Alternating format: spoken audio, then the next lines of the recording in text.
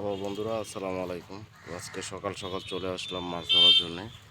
But আজকে just দুইটা কুড়ি ফেলাইছি, এই যে এখানে একটা। বাট অনেক দিন পরে আসলাম। আর যেহেতু আজকে আকাশের অবস্থা ভালো না, যখন রোদ থাকে তখন কিন্তু প্রচুর পরিমাণ মাছে খাই, আর রোদ না থাকলে খুবই মাছে কম খাই। যেহেতু রোদ নাই, তারপরে গরম লাগতেছে প্রচুর। আর দেখা যাক কী অবস্থা হয়।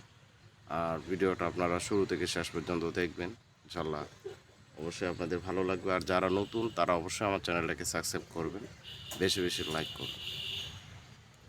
তো এই ফুলগুলো একটা আমার থেকে প্রায় 8-9 হাজার টাকা লাগছে কিনতে, আপনি দেখতেই পাচ্ছেন ফুলগুলো।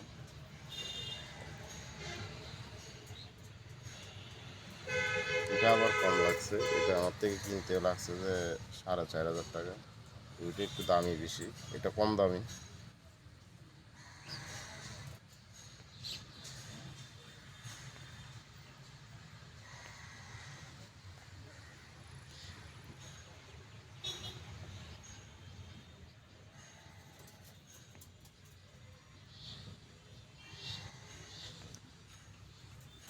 আর আজকে প্রচুর পরিমাণ ফেনা চলে আসছে একদম পুরা নদীতে।